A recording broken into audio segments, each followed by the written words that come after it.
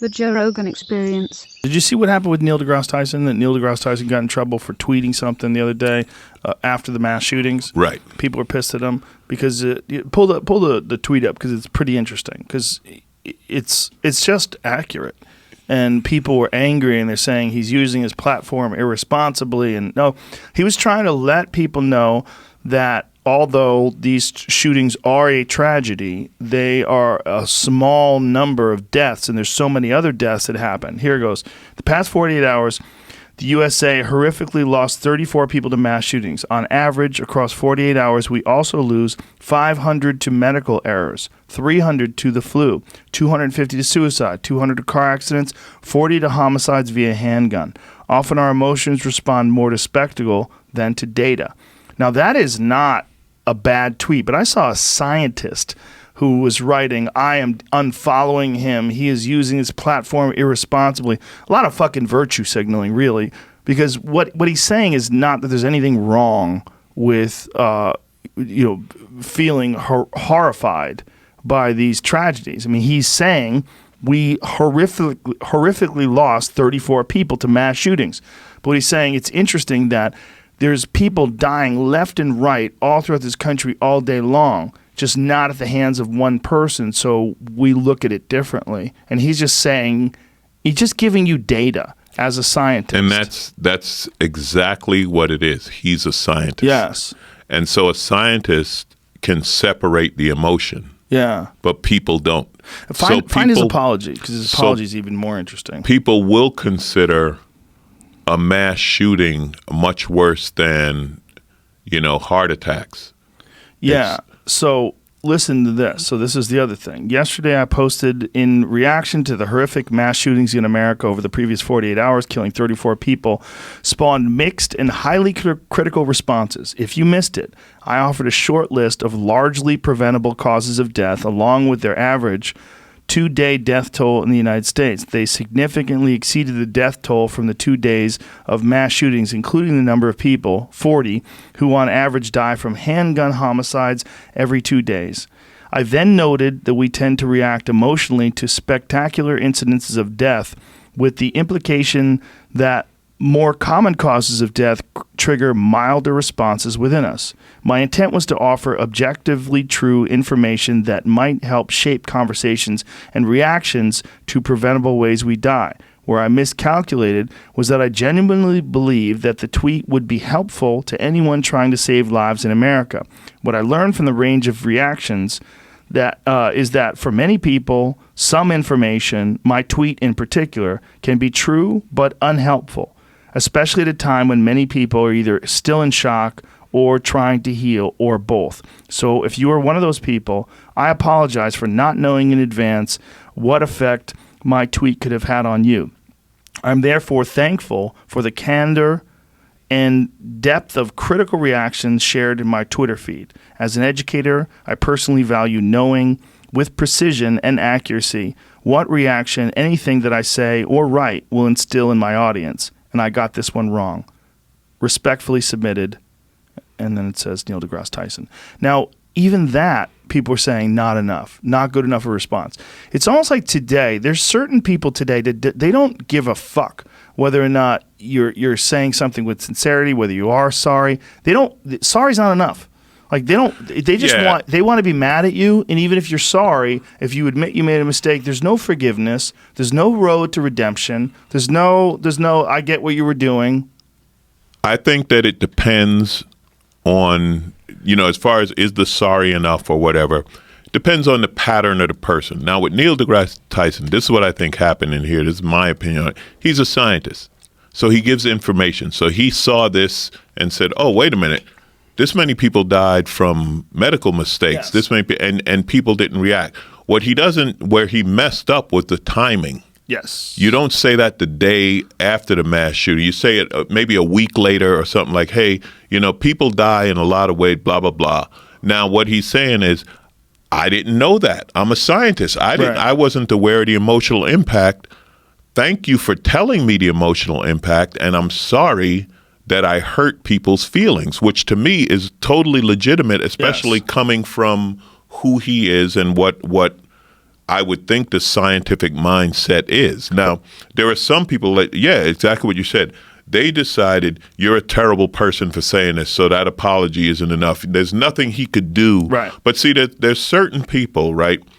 There's nothing you can do that's going to change their mind. You know, you look at the Obama birth certificate, right? So even when the birth certificate came out, there's a certain percentage of the people that are still like, well, no, that's fake. Like there was no way he was ever going to be American to these people. Or what. There's a certain, you know, you travel, you know, like there's certain groups like you ain't going to get them. Right. Their mind's made up and they're in their bubble. They're in their whatever it is, and they're surrounded by like-minded people. Like you said, like this is the disadvantage of the internet, right? The advantage of the internet is all of this information. The disadvantage is you find people who only think like you and you only talk to them and you build this bubble. Well, yeah. So there's a group of people, a percentage, I don't know however you want to describe it, that decided the moment he said that this is an unfeeling, horrible person, blah, blah, blah. I mean, I said, you know, my thing with the mass shootings, I'm like, listen, we don't care. We say we care individually. Like, it's very sad for that family. It's very, to me, the worst part of a mass shooting is somebody went to Walmart that day. They didn't know it was going to be the last day of their life. They're never going to see their family again. Somebody went out to a club in Ohio. They didn't know they'd never come. That's the tragic part, and that is sad. But in the grand scheme of things, we don't do anything. We don't, you know, we say it doesn't work before we even try it. Like there's nothing we do that changes. Even after Vegas, when they said they were going to ban, what was it called, the bump stop or whatever it was, that thing that helped shoot faster. And then ultimately they didn't even ban that, you know? So as a society, we say we care, but we don't. Because we don't change anything. You got to change something. Nothing changes if nothing changes, right? Well, we're getting way off track here. But with Neil deGrasse Tyson, the outrage thing didn't outrage me.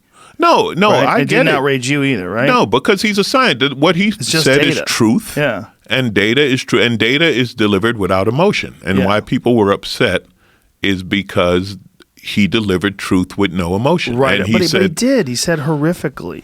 I mean, he was talking about the tragedy. Yeah. The thing is that just people are looking to be upset. Oh, absolutely. Yeah, absolutely. People look for something to be mad about. Yeah. Or something to be outraged about. And that, you know what that takes away from? It takes away from real outrage. Yes. Right. Yeah. It diminishes it. If you're outraged every day, then okay, so what's really outrageous? Right. If I'm going to be upset, at a scientist for giving me scientific data, what do I want? Yeah, I guess the timing was the issue. The timing was the issue. But it wasn't an issue with me. I mean, I get what he's doing. I'm not a moron. I mean, it's simple. He was just giving you all sorts of different horrific deaths that occur all throughout the country. And I think on that same weekend, there was some unprecedented number of people that were shot and killed in Chicago.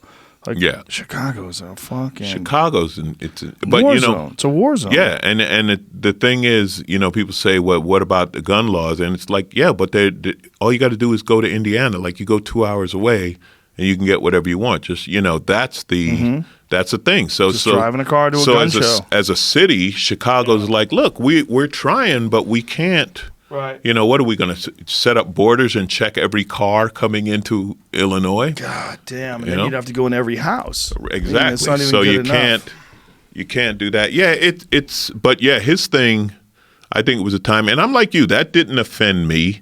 I get what he was saying, and then it can't offend you. If you're a rational human, it can't offend you.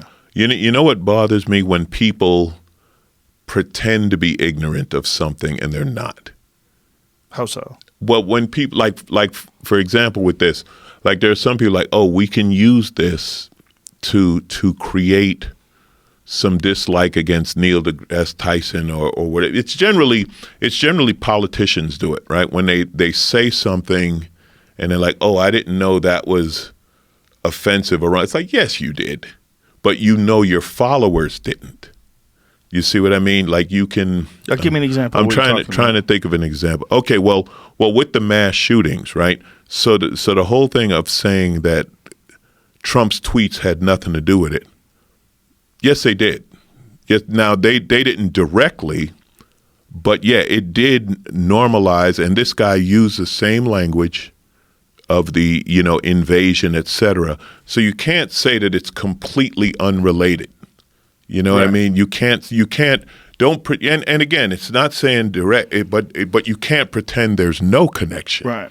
There's a direct there connection because it's quotes. There are people who are intelligent enough to know that, but they'll say, no, there's no, and it's like, yes, there is, and there is. Don't feign ignorance. That's what I mean.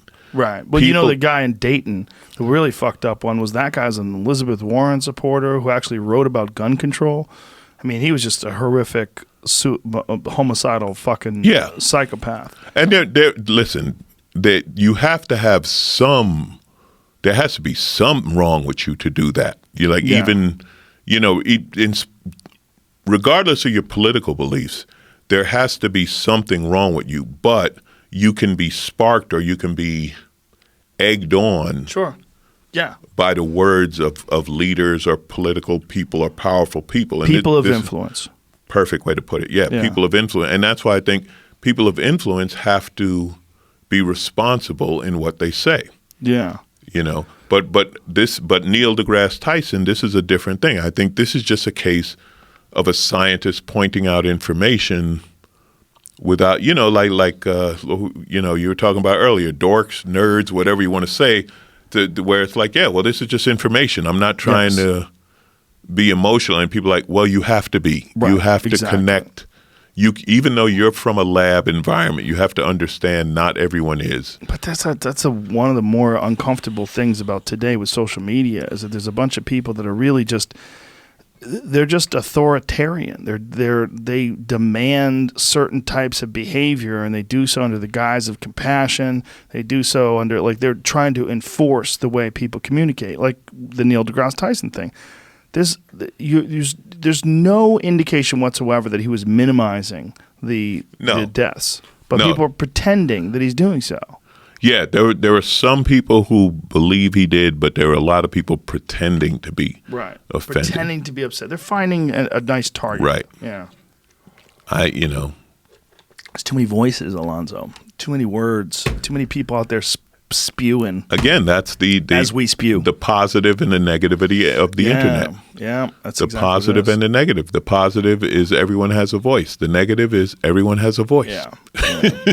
But there's no, and everyone's like, and the thing is the middle, the calmest voices, the reasonable voices are the least heard. Of course. Yeah. Well, that's Facebook, right?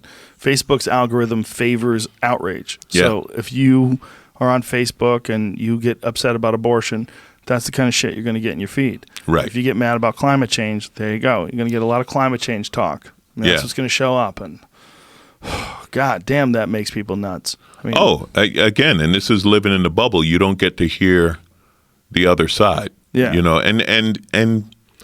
And it's not even, it's the reasonable part of the other side. Mm-hmm. You know what I mean? Like politically, I'm left. I have friends who I call reasonable Republicans. And I could talk to a reasonable Republican. I can't talk to a crazy Republican. Right. If you say that the mass shootings are based on transgender marriage, then we can't talk. We got nothing. I'm sorry. Right. I can't work with you. Right. But if you say that taxes should be lower to stimulate the economy and blah, blah, blah, we could talk about that. You know what I mean? That's the difference. And just like on the left, look, I believe in the environment, this and that. But now if you're asking me to give up gasoline, we may have a problem. I may not be ready to go that far just yet.